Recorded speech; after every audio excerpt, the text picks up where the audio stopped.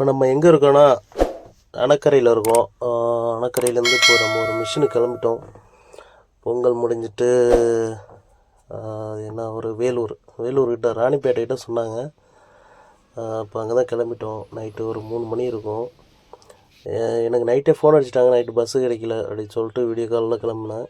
இப்போ வந்து விழுப்புரத்தில் இருக்கேன். விழுப்புரத்துலேருந்து ஆற்காடு போயிட்டு ஆற்காடுலேருந்து வாலாஜா அப்படின்ற ஊருக்கு வர சொன்னாங்க. இப்போ அந்த பஸ்ஸில் தான் ஏறி இருக்கேன். வந்துட்டு ஃபோன் அடித்தேன். பைக்கில் வரேனாங்க. அப்புறம் நம்ம லாரியே வருது, லோடு பிடிக்கிற லாரி, அதில் வந்துடுங்க அப்படின்னாங்க. இப்போ லாரியில் தான் வந்துக்கிட்டு இருக்கேன். இந்த ஏரியாவில் நான் அதிகம் வந்ததில்லை. மிஷின் கரும்பு நான் கேள்விப்பட்டதும் இல்லை. ஆனால் இங்கே இருக்குது, மிஷின்லாம் இருக்குது. நிறைய பேர் வெட்டிகிட்டு தான் இருக்காங்க. ஆனால் நாங்கள் வந்து இந்த பக்கம் அதிகம் நான் கேள்விப்பட்டதில்லை. இப்போ தான் ஃபஸ்ட் டைம் வரேன். வேலூர், இந்த ராணிப்பேட்டை, ஆற்காடு, ஆல்ரெடி வந்து ஆரணி, செஞ்சி இந்த பக்கம்லாம் இருக்குது. இந்த பக்கம் நான் இப்போ தான் எனக்கு வந்து எப்படி சொன்னாங்கன்னா, ஒரு வாரம் மட்டும் போயிட்டு ஓட்டி கொடுங்க அப்படின்னாங்க. ஏன்னா ஆள் இல்லை, வண்டி நிற்கிது அப்படின்னு சொன்னாங்க. ரொம்ப ப்ரெஷர் பண்ணுறாங்க அப்படின்னு சொன்னாங்க. அதனால தான் நானும் வந்தேன். அப்புறம் பார்த்தீங்கன்னா அவங்க வந்துட்டு, இல்லை நீங்களே ஓட்டிடுங்க, இந்த சீசன் முடிச்சு கொடுங்க அப்படின்னாங்க. சரின்னு நானும் ஓகே சொல்லிட்டேன்.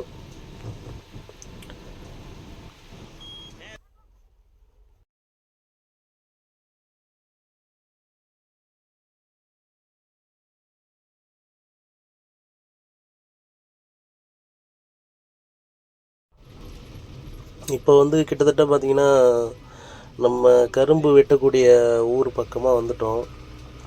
இதுவும் வந்து பார்த்திங்கன்னா ஒரு கிராமம் அப்படியே உள்ளே போகுது. பரவாயில்ல, இங்கேயும் கரும்புலாம் இருக்குது. பார்த்திங்கன்னா ரொம்ப சின்ன சின்ன ஃபீல்டாக இருக்குது இந்த ஏரியாவில். வேறு வழியில் இங்கே இப்படி தான் இருக்கும் அப்படின்ற மாதிரி தான் சொன்னாங்க.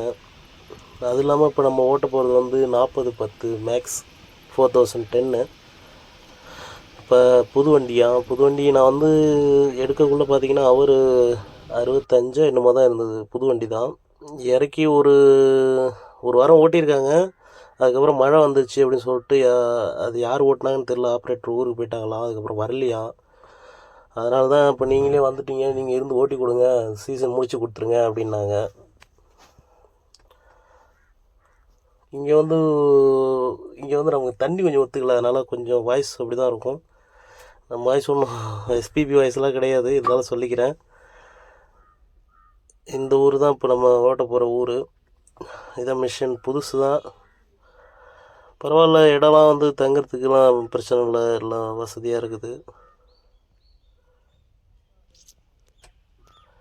புது மிஷினில் நிறையா இது பண்ணியிருக்காங்க, நிறையா சப்போர்ட்லாம் நிறையா கொடுத்துருக்காங்க. நல்லா இருக்கு வண்டி.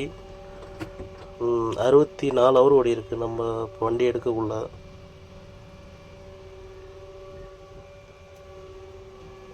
இப்போ வந்துட்டு நம்ம ஃபீல்டுக்கு தான் போயிட்டுருக்கோம். ஃபீல்டுக்கு வந்து பார்த்தேன், கரும்புலாம் பாருங்கள், சும்மா அப்படியே ஒன்றுமே இல்லை, வெறும் பில்லு தாங்க இருக்குது கரும்பு. ஏன்னா இந்த ஏரியா தண்ணி அந்தளவுக்கு இல்லை போல் இருக்குது. இந்த இடத்துல மட்டும் ஒரு சின்ன லீக்கேஜ் இருந்தது, அதுக்கப்புறம் டைட் வச்சுட்டேன், நின்றுச்சு.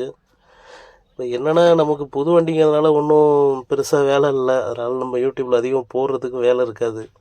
நம்ம ஏற்கனவே ஓட்டினது பழைய வண்டி அப்படின்னா நிறையா வேலை வச்சுக்கிட்டே இருக்கும், நம்ம ஏதாவது வீடியோ எடுத்து போட்டுக்கிட்டே இருப்போம். இது புது வண்டி, பார்ப்போம் ஏதாவது கண்டென்ட் கிடைக்கும் உங்களுக்கு போடுறேன். இது வந்து கிரீஸ் இப்போ அடிச்சுக்கிட்டு இருக்கோம்.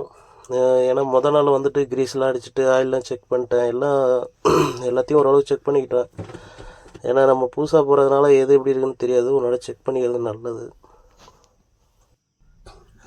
நானும் பார்த்துட்டேன், இந்த புது வண்டியாக இருந்தாலும் சரி, பழைய வண்டியாக இருந்தாலும் சரிங்க, இந்த ஒரு இடம் மட்டும் கிரீஸ் அந்த அளவுக்கு ஏற மாட்டேங்குது. இதிலே பார்த்தீங்கன்னா புது வண்டி தான் இது.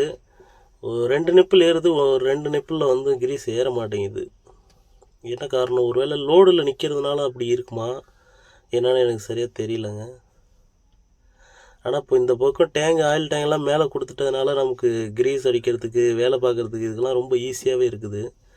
வண்டியுமே ஓட்டுறதுக்கு நல்லா தான் இருக்குது, சூப்பராக இருக்குது. லோடெல்லாம் நல்லா இழுக்குது. பெட்ரோல் டீசலு நல்லாவே கொடுக்குதுங்க. 18 தான் போகுது. நல்லா இருக்குது வண்டி.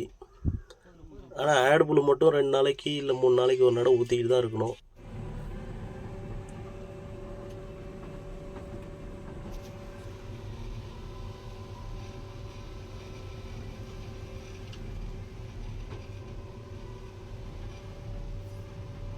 கரும்புலாம் நல்லா கிளியராக இருக்குது. ஏன்னா 4 லீஃப் போட்டிருக்காங்க.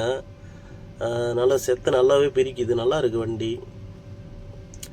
இன்ஃபில்டர் வந்து ஜாண்டியரில் போட்டிருக்காங்க. நல்லா இருக்குது, அதுவும் நல்லா இருக்குது.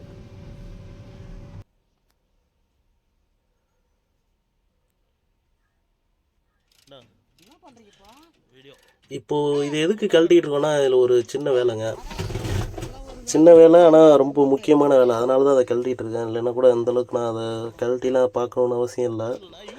ஏன்னா அந்த சஸ்பென்ஷன் சொல்லுவோம், அதில் வந்து பின்னு போட்டிருப்பாங்க. பின்னுக்கு சேஃப்டி பின் ஒன்று போட்டிருப்பாங்க. அதாவது அந்த பின் உருவமாக இருக்கிறதுக்காக டிராக்டர்லாம் போடுற லாக் பின் ஒன்று போடுவாங்க. அது இதில் போட்டாங்களா இல்லை போடலையான்னு தெரியல. இல்லை போட்டு எதுவும் கீழே விழுந்துருச்சானும் தெரியல. இதில் பாருங்கள், பின்னே இல்லை, சும்மா அப்படி வெளில வந்துருச்சு.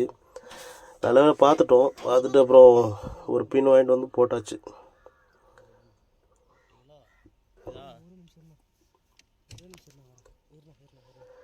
இது வந்து ரொம்ப சேஃப்டி முக்கியம். ஏன்னா இது உருவிட்டு வந்துருச்சுன்னா அப்படியே அந்த செட்டோட தனியாக வந்துருச்சுன்னா அது ரொம்ப ரிஸ்க், இன்னும் நிறைய வேலை வச்சிரும்.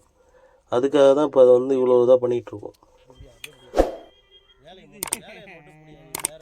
புது வண்டியில் இது மட்டும்தாங்க பெருசாக வேலைன்னா இப்போதைக்கு எனக்கு வேலை வச்சுது. வேறு ஒன்றும் வேலையே இல்லை இதில்.